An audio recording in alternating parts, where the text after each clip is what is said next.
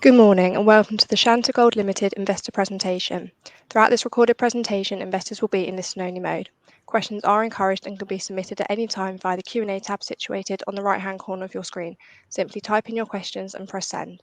The company may not be in a position to answer every question it receives during the meeting itself. However, the company can review all questions submitted today and publish responses where it is appropriate to do so. Before we begin, I'd like to submit the following poll. I'd now like to hand you over to Eric Zorin, CEO. Good morning, sir. Great, and good morning, everyone. Thanks for dialing into the IMC results presentation here for SHANTA.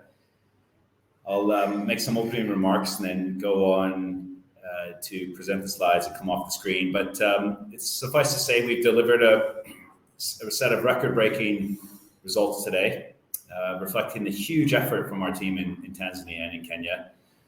Revenues up gold production's up 55%. Revenues now coming close to $100 million for the first half of the year. EBITDA up 140% to $34 million. We're profitable, $13 million of net income for the last 6 months.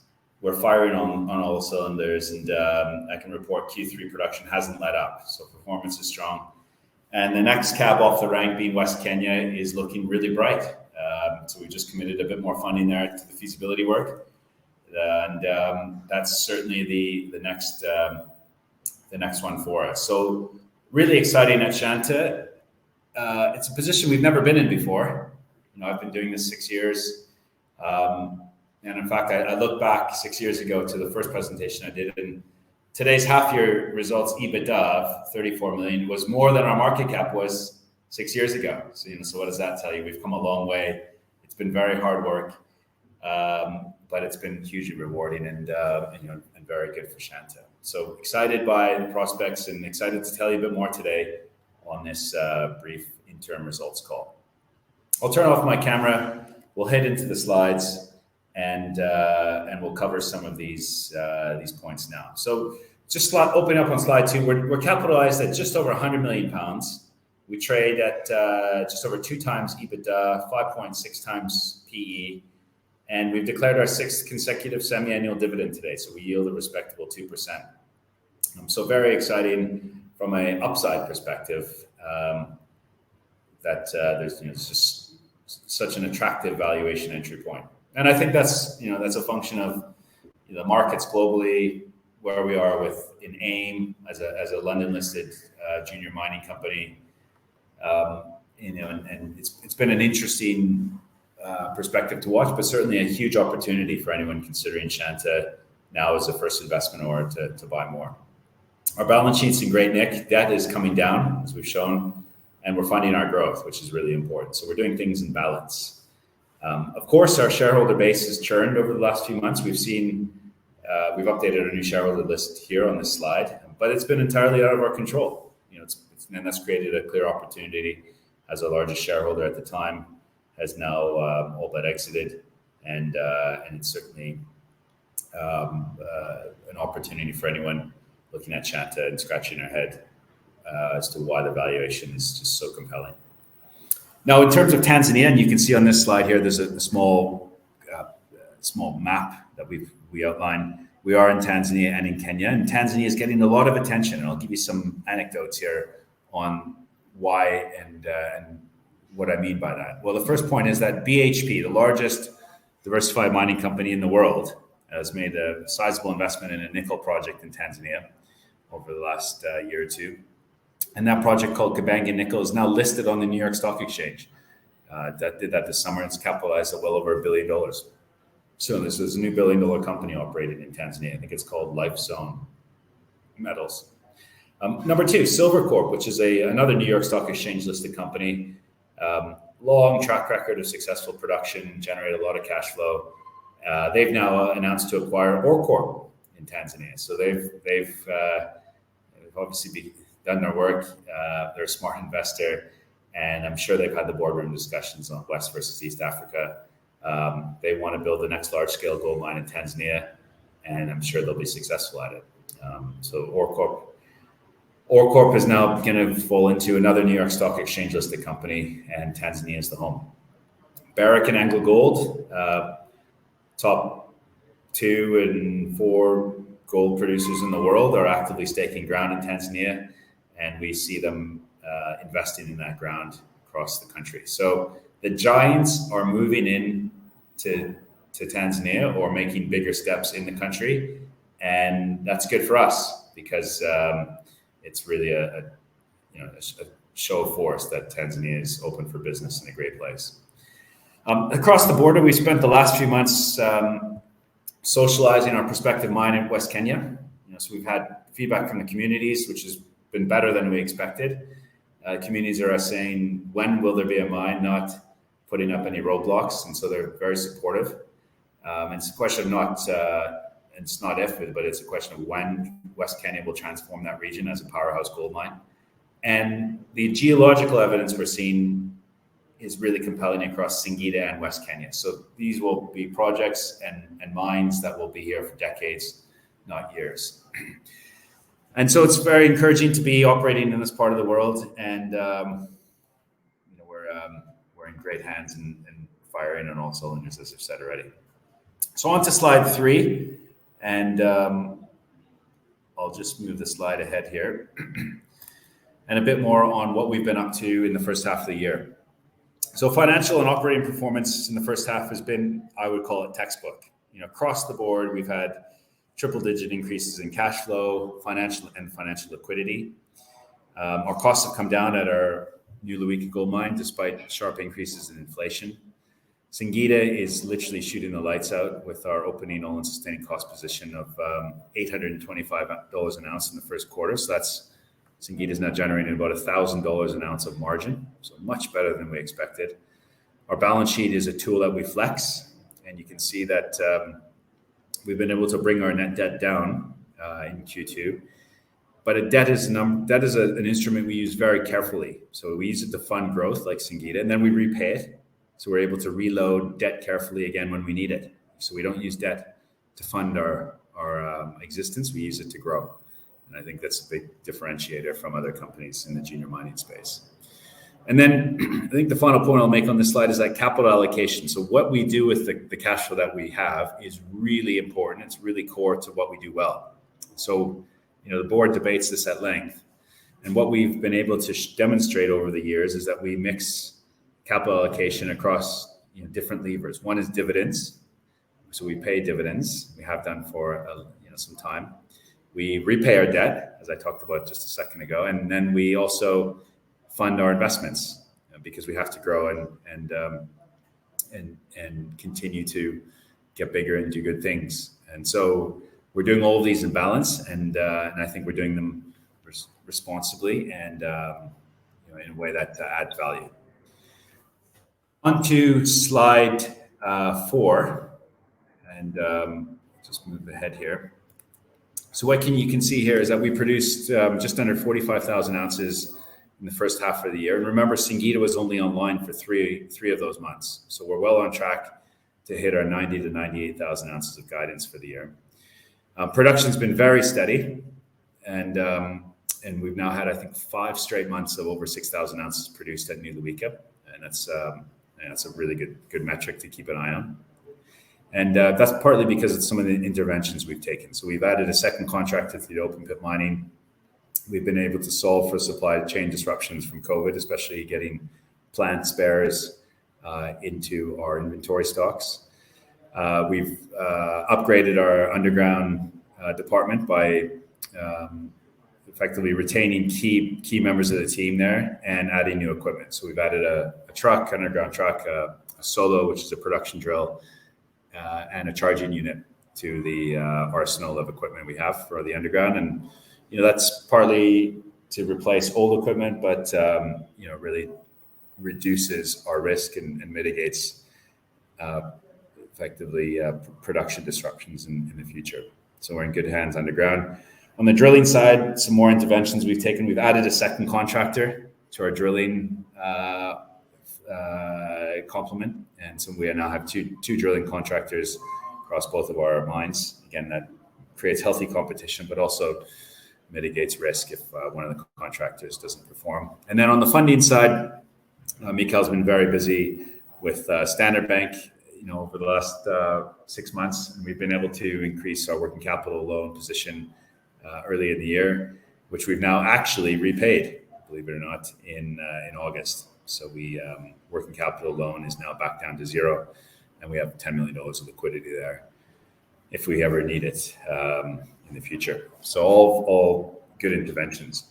Now, of course, we've done this exceptionally well and with an unblemished safety record. No LTIs, no recordable injuries, obviously no fatalities.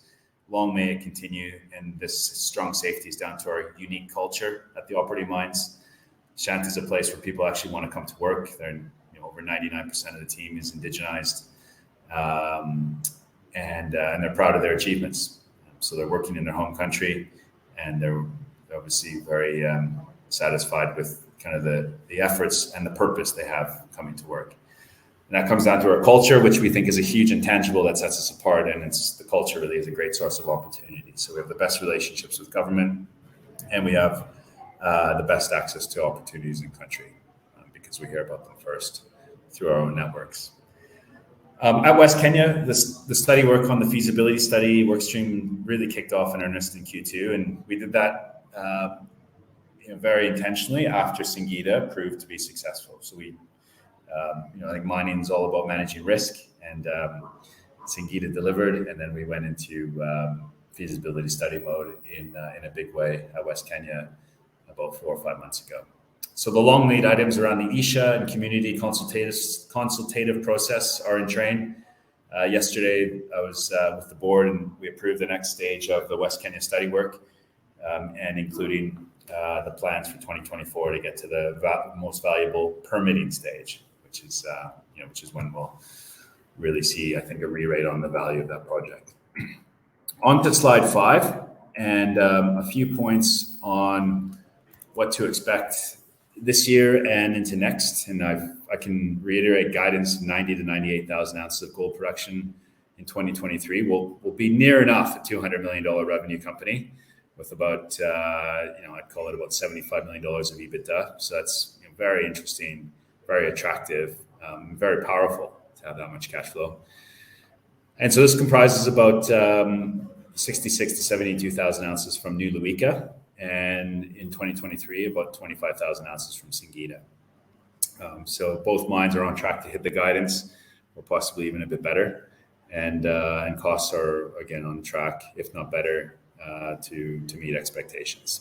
Now, in terms of 2024, we announced in our 5-year plan a couple of months ago that production would be roughly the same for New Luika.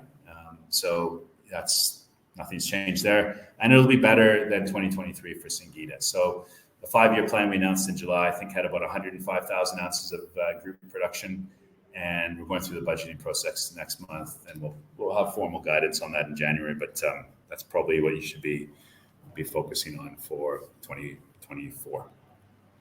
On to slide 6, and a little bit about cash movement. And again, I'll refer to really our RNS cash flow statement that we had in the RNS this morning. So in very layman terms, we started the year with about $4 million in cash. Over the 6 months, we generated $25 million from mining operations. We borrowed another $8.5 million in debt. So we had, over those 6 months period, we had about $34 million of cash in. Now, during the same period, we put about $15 million into capital, largely SINGIDA completion and underground development.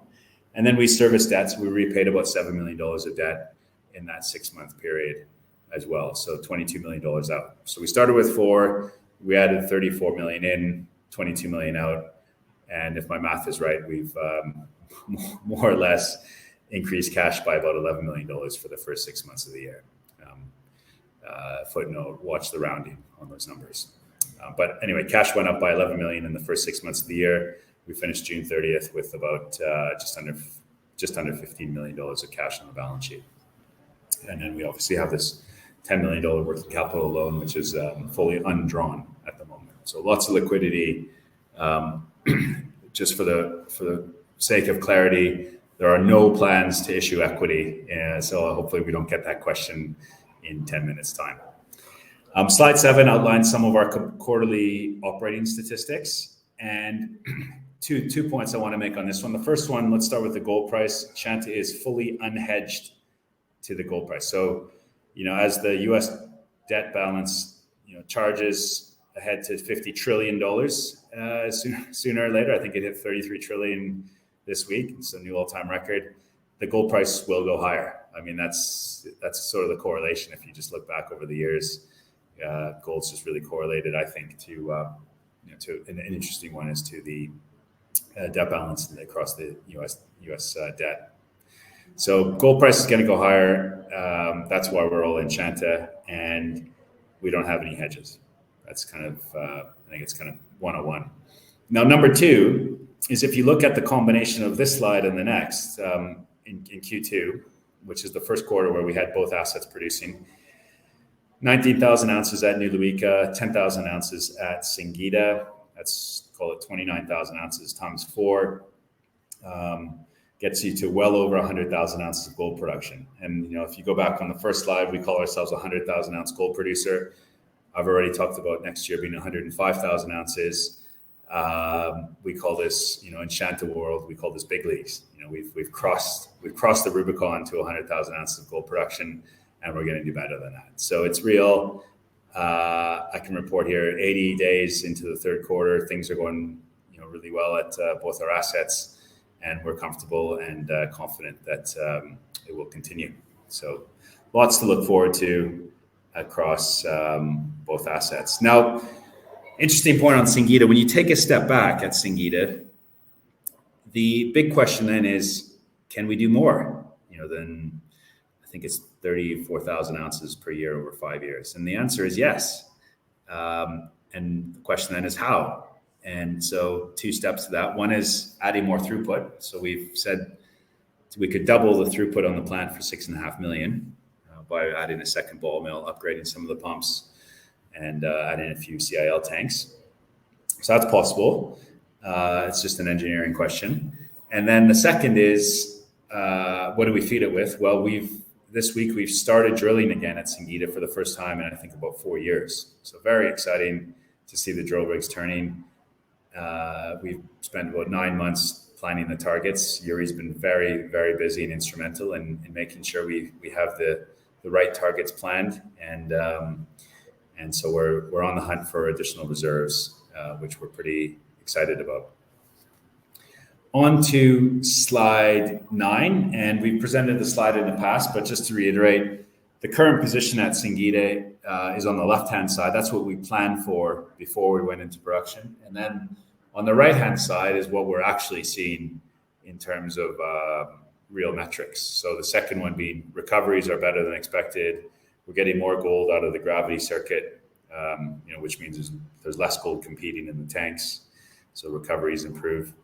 Gold purity in the bars is 9/10 gold in when we smelt. So that's better than what we thought.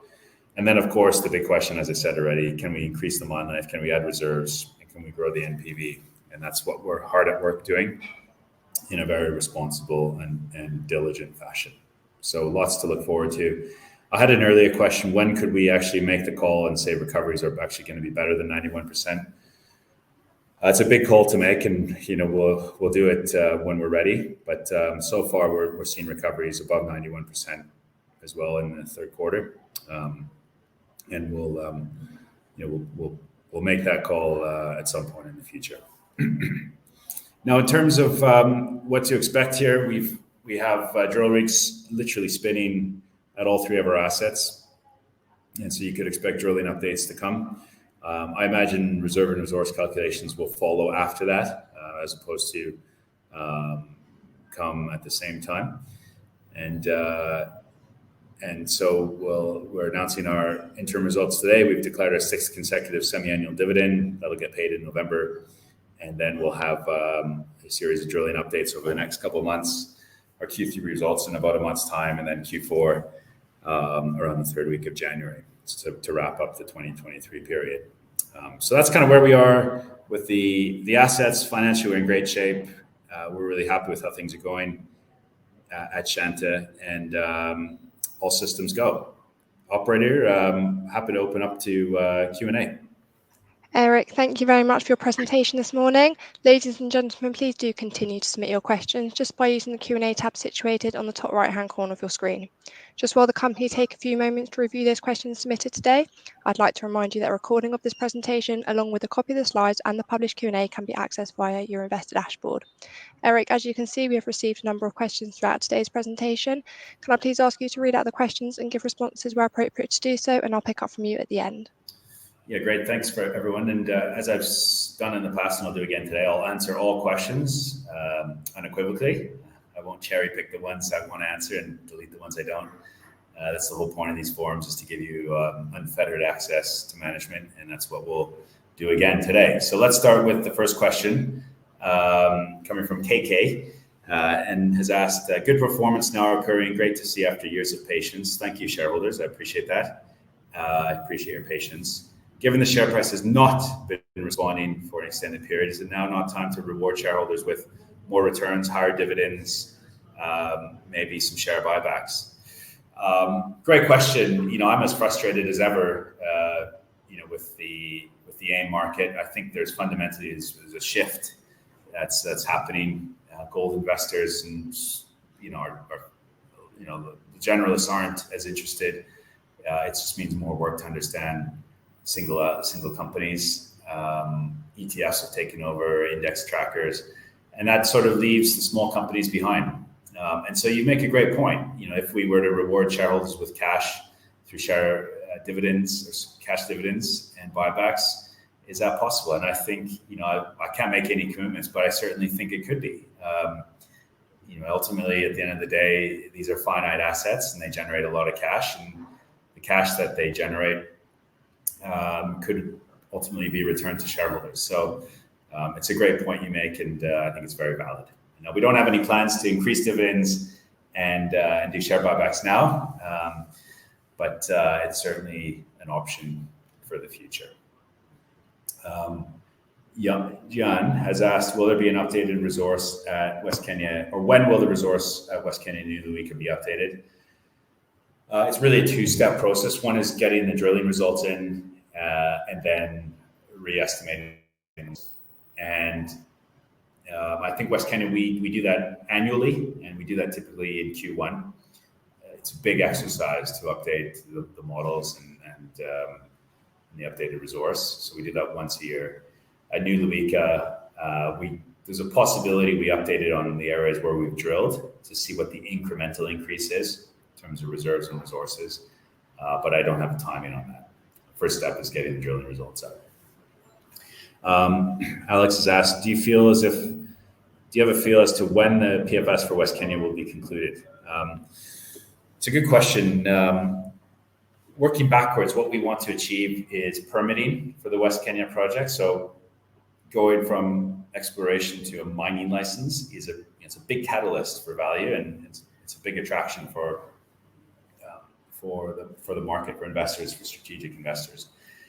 And so working backwards, that takes time and it takes money, and we want to be in a position next year to be able to apply for the mining license. We think it's possibly a 3 to 4 month turnaround with the government once we've applied, and then that really is the inflection point for this kind of tracking towards a mine.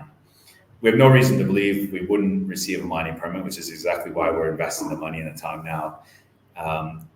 And so that's next year. What we might do, we discussed this with the board, is we might actually publish an interim report on the economics, on the plans that you would expect to see in the feasibility study, and that might come sooner than later.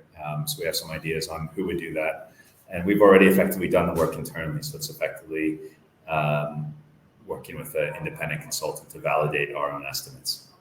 So that's very feasible to do, possibly over the next couple of months, to give you a taste of what West Kenya could look like. Camille has asked, you've planned to release some drilling updates from West Kenya and New Luika before the half-year results. That didn't happen. Why? The simple answer is, at West Kenya, the assays come from a lab in Vancouver. They get shipped in a pulp. That lab has disappointed in terms of turnaround time. We now have an initial set of assays, including visible gold in some of those. So we'll put those out. I think there's another batch coming in the next week or so, and then we'll put out an update on West Kenya drilling results. That'll probably be the first one to come. New Lewika started drilling, I believe it was in July. The driller had some issues with the rods, operational challenges from our contractors. So these things just take time, and then we'll publish the results when we have them.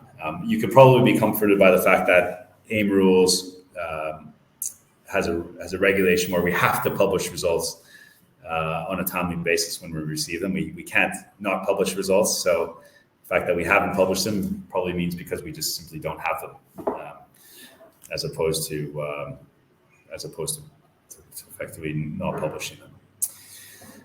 Alex has asked, when do you expect the succession process to be completed? Can you give a more detailed update beyond what's given in the interims? Thanks in advance. So just to kind of set this out, I announced my resignation in April. I've done my 6 years of service to Shanta and taken the company from what was a total turnaround from where we were 6 years ago. What we've done so far is the board's hired over the last couple of months. It's hired a consultant, and they've created a shortlist, and they're discussing having discussions with those shortlisted candidates.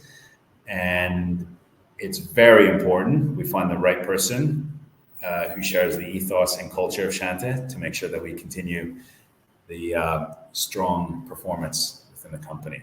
And as a shareholder, we want to make sure we have the right person doing that, taking on the reins. So that's all I can say. I'm going to be very supportive with the board and the company to make sure we find the right person. There's a shortlisted group of people that are being in discussions, and that's where we are. So it's moving forward, and it's top of mind for the board. Given the foreign exchange problems in Tanzania, depreciating local currency, is there any danger that access to our foreign exchange could be restricted?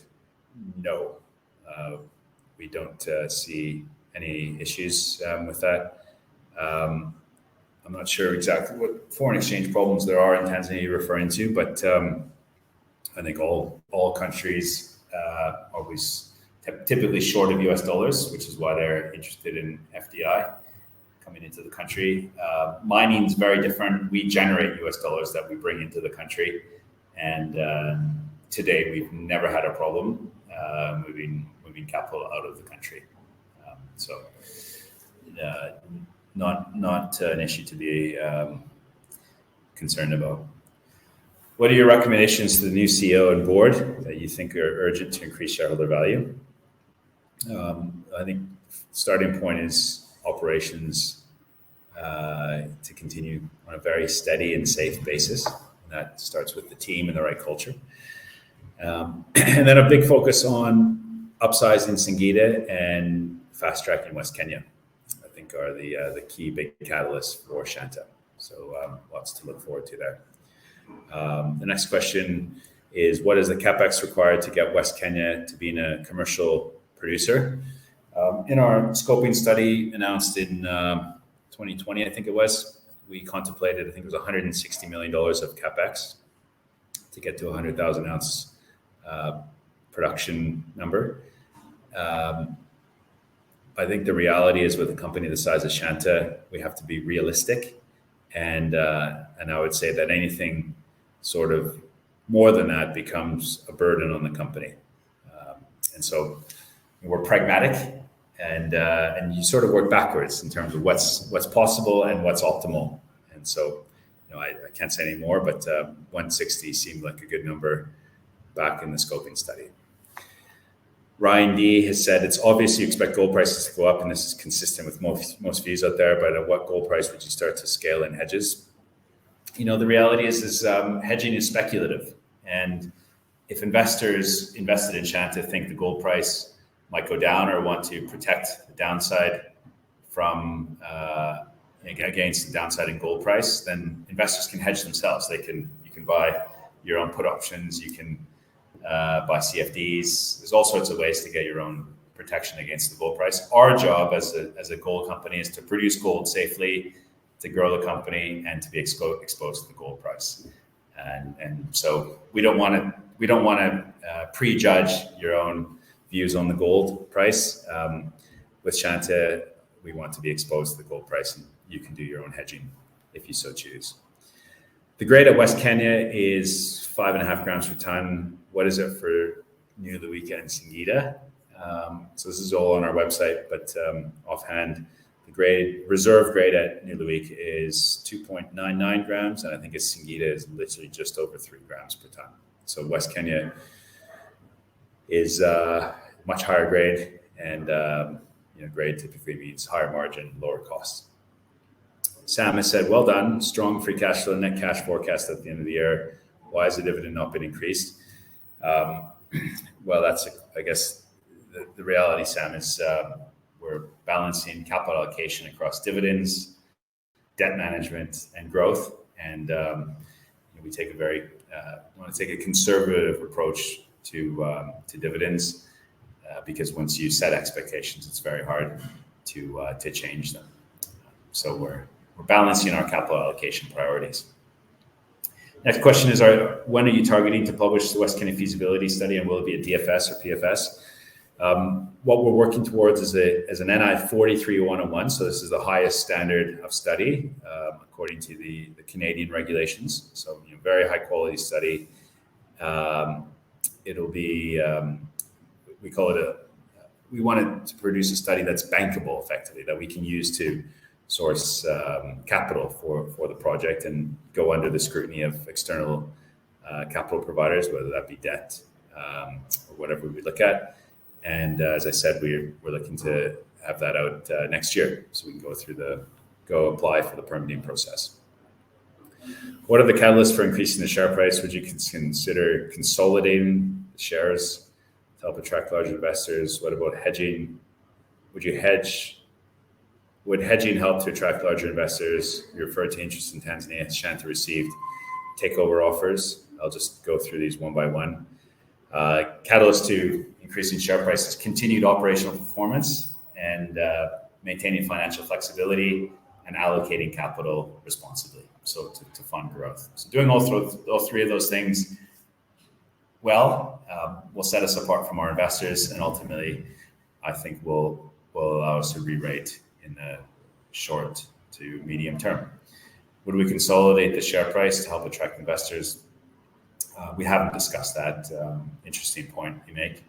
Would hedging help attract larger investors? We don't want to hedge, and there's lots of interest in Tanzania.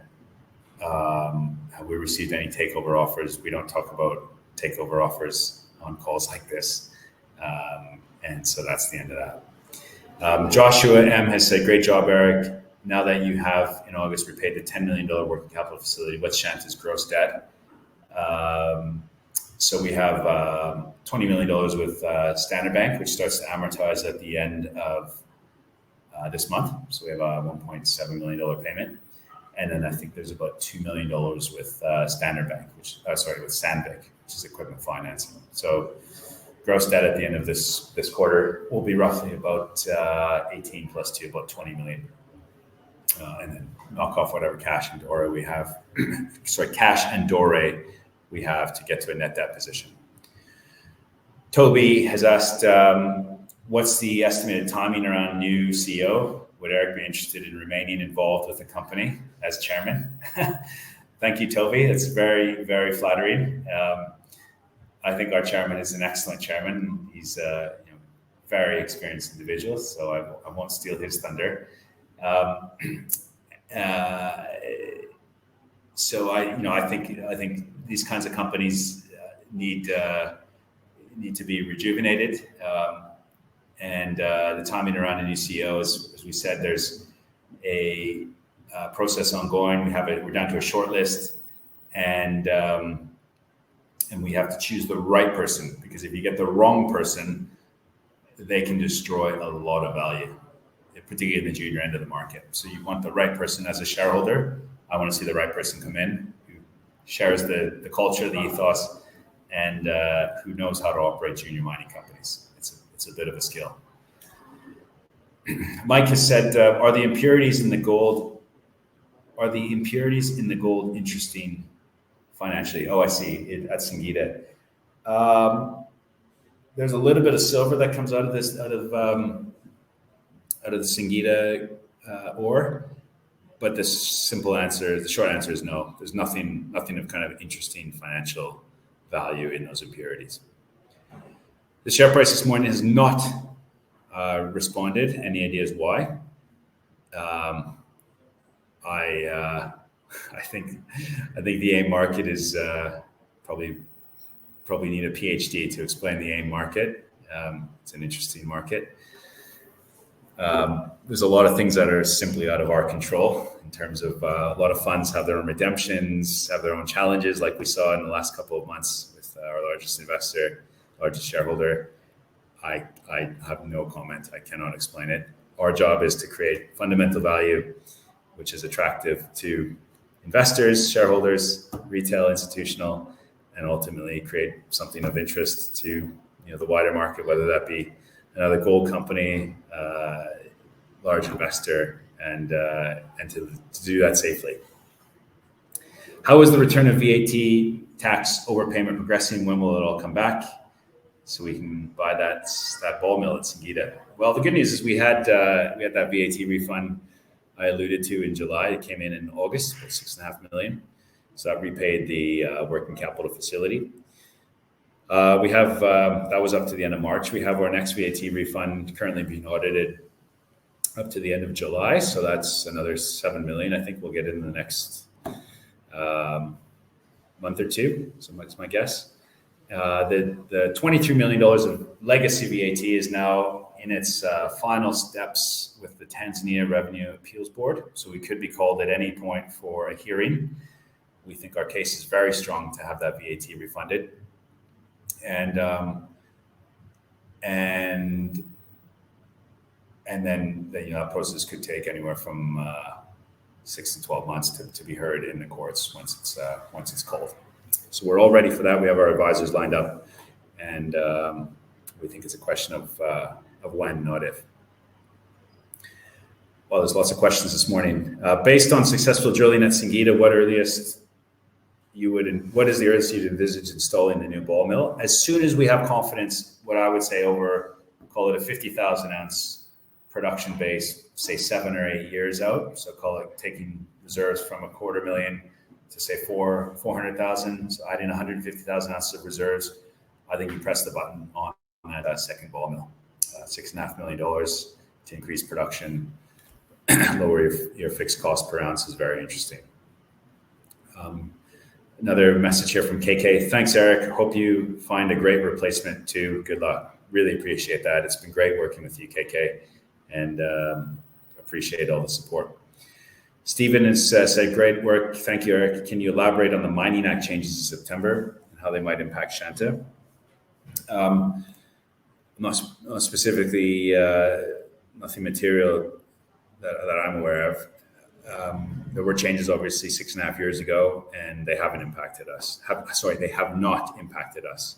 And we made reference to that at the end of our RNS. Another message here from Toby. West Kenya seems potentially very large for Shanta to do it on its own. CapEx requirements seem potentially too much for a company of your size, plus it's in a different country. Would it not be a good idea to find a partner? That is a great idea. Share the risk, do it faster, get a bit more muscle involved. Good idea. I'm totally on board with that idea. And again, the last thing we want to do is dilute equity holders. We want to see the share price go up, not down. And so we'll be very creative around the ideas on how to fund West Kenya, how to do it, how to mitigate the risk. As I said, share the risk. And that's a great point, Toby. Totally agree. Sam M. Why is AISC, so this is all-in sustaining cost at Singida, so volatile? If Singida is to be $1,300 to $1,400 per ounce in 23, this implies $1,500 per ounce in H2. And then you've guided to 1085 for the next 5 years. Okay, so let's put this in perspective. Singida was not an operating mine. And so we put together a 5-year plan, which had all-in sustaining costs at 1085 per ounce over 5 years. In the first quarter of Singida's life, the all-in sustaining costs were $825 per ounce, and Singida had the benefit of higher than average grades. We're literally in Singida's 5th month of life, and so this is really, really new for the track record of Singida. We don't have any track record in terms of costings, and I can almost say certainly the cost at Singida will not be $1,500 per ounce in H2. That's not the way to interpret this. What we're saying is once we have a better feel for what the costs are on a longer term basis at Singida, we may adjust our cost base down. But for now, let's wait and see what the Q3 numbers come out at with Singida, and then this guidance of $1,300 to $1,400 per ounce may need to be changed. Alex has said, thank you, Eric. Could you just confirm who will be running things in the meantime? Will you continue as CEO until the candidate is in place? Or are you stepping back earlier?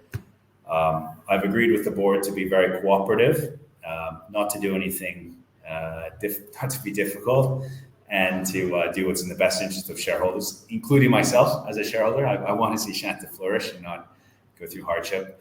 And so the question is to make sure we find the right person. I'll support the board with that, and obviously that means an extension beyond the 30th of September. Hi, Eric. I'd like to thank you for your hard work as CEO of Shanta. It's a pleasure to meet you through online presentations and Q&A. I wish you all the best. Thank you very much, Camille. I appreciate the vote of confidence and the support. Sam has asked, are you committed to staying as CEO until the new appointee is in place? Do you have a hard deadline? I'm committed to being supportive of the company and to make sure we find the right person. We transition that person in, and we're all working together. So yes, to support over the short to medium term, and to do what's best for Shanta. I'm not going to walk out the door and be difficult. Do you know all of the CEO candidates in the shortlist? How many of those do you think are the right person for Shanta? I know one of the handful of candidates. I think he would be great. Top quality individual, kind of gets it in the junior mining space, and it would be a pleasure to hand over the reins to that person. So the board's in good hands. The quality of candidates is excellent, and it's just a question of finding that right person, making sure they just fit in a small company like Shanta. So that's it. Q&A is over. I appreciate the questions. Hopefully I've answered and been transparent with you. If not, send us some more questions. Happy to answer them. And that'll be it for today. So back over to the operator to wind up the call. Eric, thank you. And I think you addressed all those questions you can from investors. And of course, the company can review all questions submitted today, and we'll publish those responses on the Investor Meet Company platform. Before redirecting investors to provide you with their feedback, which I know is particularly important to yourself and the company, could I please just ask you for a few closing comments?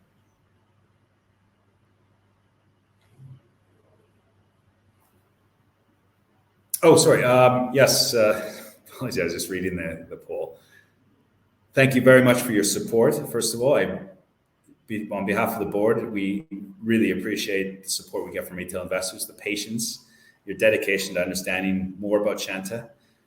It's a really exciting company. It really is. There's a lot happening.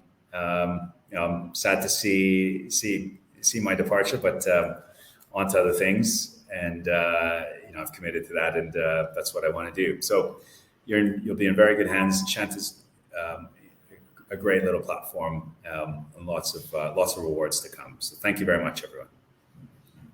Eric, thank you for updating investors today. Can I please ask investors not to close this session, as you'll now be automatically redirected to provide your feedback in order that the management team can better understand your views and expectations. This will only take a few moments to complete, and I'm sure will be greatly valued by the company. On behalf of the management team of Shanta Gold Limited, we'd like to thank you for attending today's presentation. Good morning to you all.